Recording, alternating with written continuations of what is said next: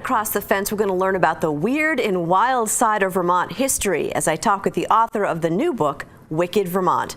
Good afternoon and thanks for joining us. I'm Judy Simpson. Our guest today is a native Vermonter who's written several books, including Ghosts and Legends of Lake Champlain and Haunted Inns and Ghostly Getaways of Vermont.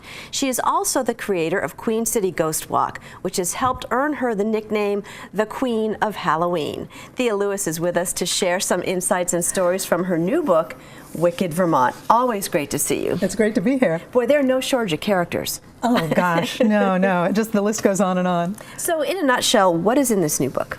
This new book is kind of a fun mix of some crazy, scandalous tales from things that happened in Vermont back in the 1700s, 1800s. We actually go into the early 1900s. It's Prohibition, prostitution, love triangles, a young boy who ran away with the circus, a Burlington kid who made good by becoming a character called the Devil Rider. So how do you find out about these people? How do you research them? Well, I'm a mad Googler. I do a lot of Googling, and I do subscribe to some different services that let me fall down the rabbit hole of history, old newspapers, and sometimes it's just a never-ending sort of quest, because I get one story and that leapfrogs into the next and the next and the next, and before you know it, I may have two books that I need to be filling, but this one was a lot of fun. Okay, let's get into some of the details now. Sure. True detective stories. Tell me about that. Well, True Detective Stories is about the case of Lucina Courser Broadwell, a woman who lived in Barrie. She was a young mother of two. Her husband was an interesting character in that he was kind of going out on the sly. He had women friends, but what people didn't realize until this case evolved was that Lucina was also what they called back in the day kind of sporty. Yeah. I love the term. She was kind of sporty, and in those days, in the late that had a whole different meaning. That's right. It didn't mean that you were adept at soccer or something like that. Back in Lucina's time, you could go to these places that weren't necessarily brothels, but if a gentleman saw a woman who was attractive, or vice versa, and they were both willing, they could go to a house in town and obtain a room and have their liaison there. Mm-hmm. And so this story is about how Lucina was engaged in that, but then what happened? She met with foul play. Yeah, she was actually murdered, and that's where the story starts, is backtracking to find out what was going on. That's right. And as I recount in the book, a poor young gentleman finds her lying on a lawn, and her clothing is strewn about in such a way that it looks like some kind of off-kilter game of hopscotch or a Hansel and Gretel kind of thing. She's got one article of clothing that's a certain number of paces from the body, and another, as though the perpetrator was just tossing all of her personal effects madly as he went. And as the detective starts investigating, these wild stories start developing. Yeah, absolutely. I mean, they talk to lots of different people. The detectives in town, of course, play a role. There are people who are close to Lucina, a woman she's been corresponding with.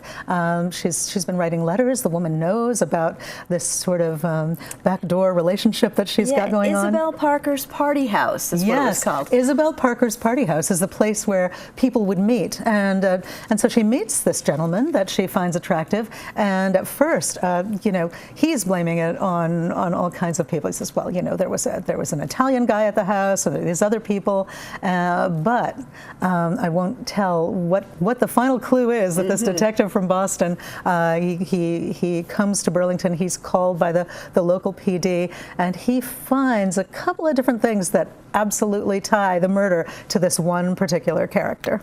All right, let's talk about the Devil Rider, because this is a great story. How American is this? Oh yeah, this is great. The circus, we've seen that, circuses, smaller circuses still thrive, but these shows like Barnum and Bailey have been dying out for years.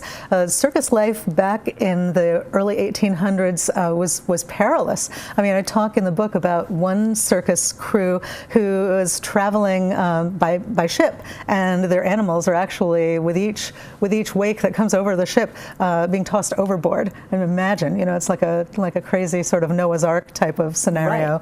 Right. The Devil Rider, Eaton Stone, was a boy who grew up in Burlington, and when he got to be, around 10 years old, he meets some circus folk who come to town. Circuses back then were great entertainment, but people found them to be a little bit unsavory because you never knew who the people were who were running the circuses or performing. He meets a ventriloquist, and the ventriloquist befriends him, and soon he's visiting the circus every day. And when the circus leaves, young Eaton Stone takes off with it.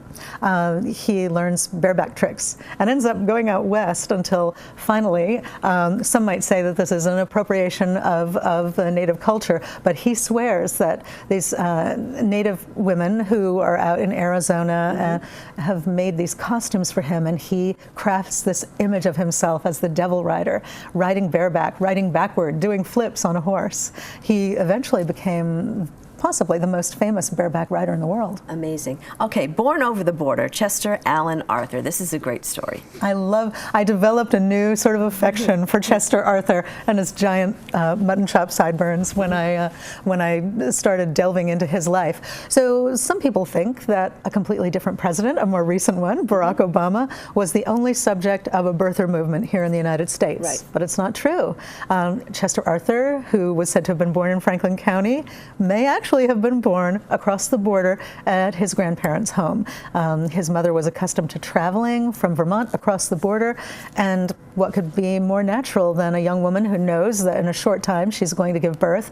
Her husband traveled quite a bit. He was a minister, and so she wanted to be with her parents. She wanted to be with her parents. She wanted to know that she and her unborn child and the children that she already had would be protected during this very vulnerable time. So it's never been proven, but people will discover there's an interesting thing that Chester Arthur did late in his presidency that makes me feel like, yeah, there was maybe more to his story than meets the eye.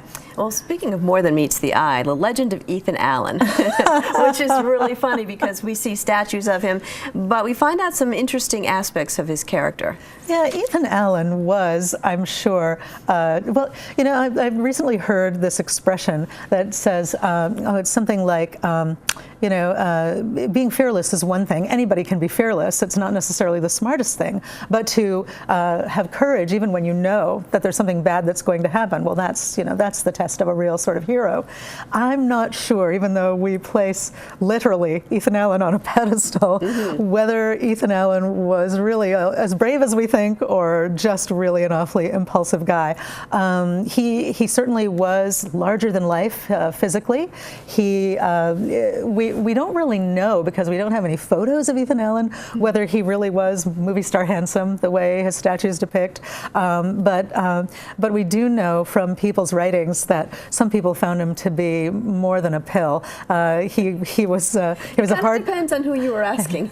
Depends on who you were asking. He was a hard drinker. He was kind of a braggart and a loudmouth. So I think one quote in the book says a drunken windbag. A drunken windbag. So the jury, I think, is still out on whether or not he should be the shining example of Vermont. But we'll take it. We'll take it. Warts and all. Well, warts and all. The Hermit of Champlain.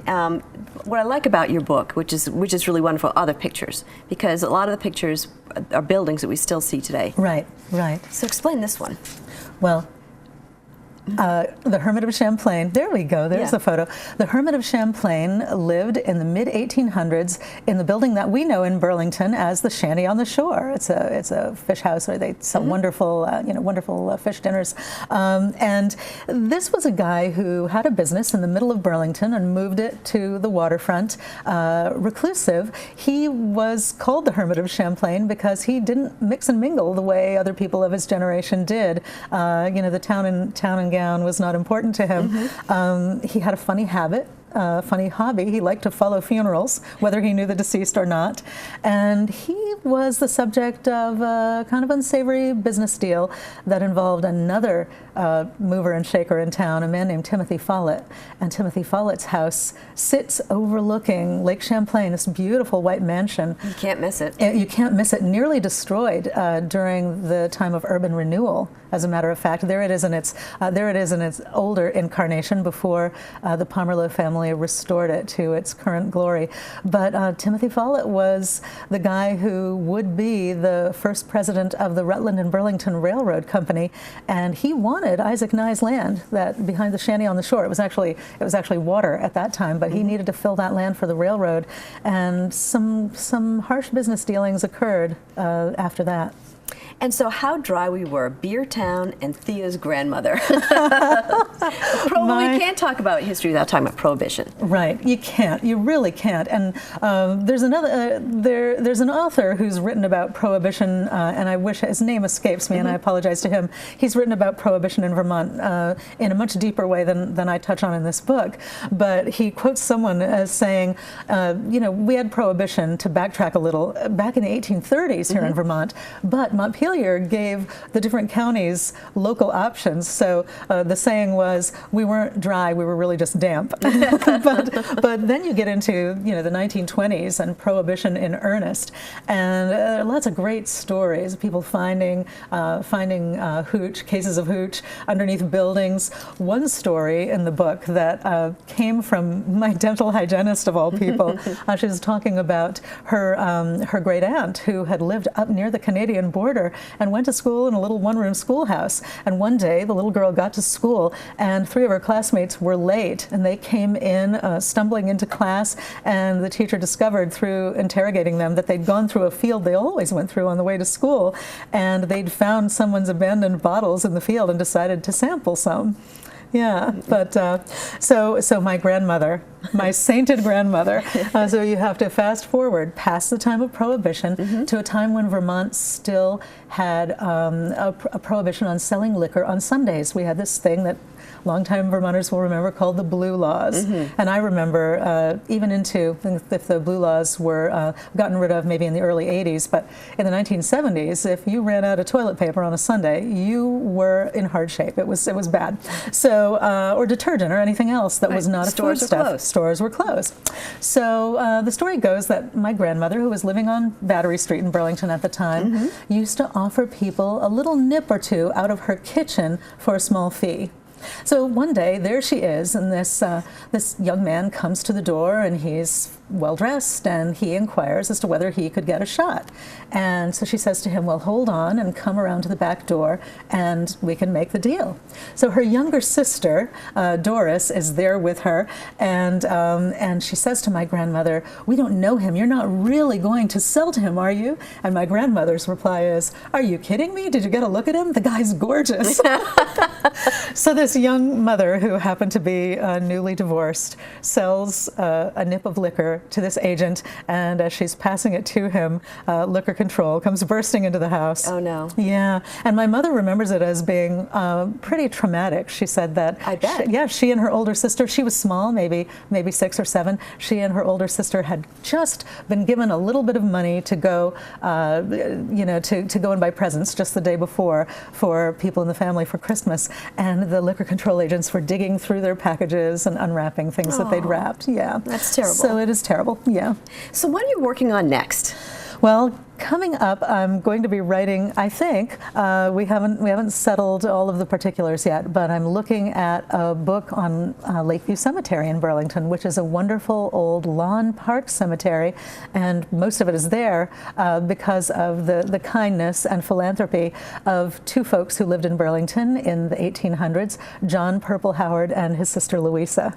And so John Howard donated a certain parcel of land, and then after the cemetery was open and people were accustomed to going to the cemetery on Sundays after church and picnicking with their friends, because that was the intent, for it to be not just a place of interment but a place of relaxation. Louisa Howard said, wait, we've got no place for people to worship when their folks are being buried, so she donated the money, it must have been $30,000 I think at the time, for the beautiful Gothic Louisa Howard Chapel that sits just inside the cemetery grounds. That's wonderful. So many Vermonters know that you, or you're famous famous for your Queen City Ghost Walking tours. How do people find out more about the tours and then where they can get your books? Well, they can go online to queencityghostwalk.com. That's our website. They can always call what I call our ghost line, which is 351-1313.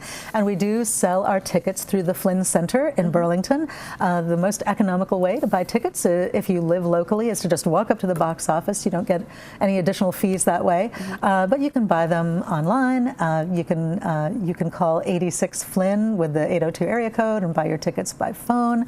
And we will, if we've got space, accept you as a walk-up. Well, terrific. And also to look for your books in bookstores. That's right. All right. Thea, thank you so much. Thanks for having me. That's our program for today. Thanks for joining us. I'm Judy Simpson. I'll see you again next time on Across the Fence.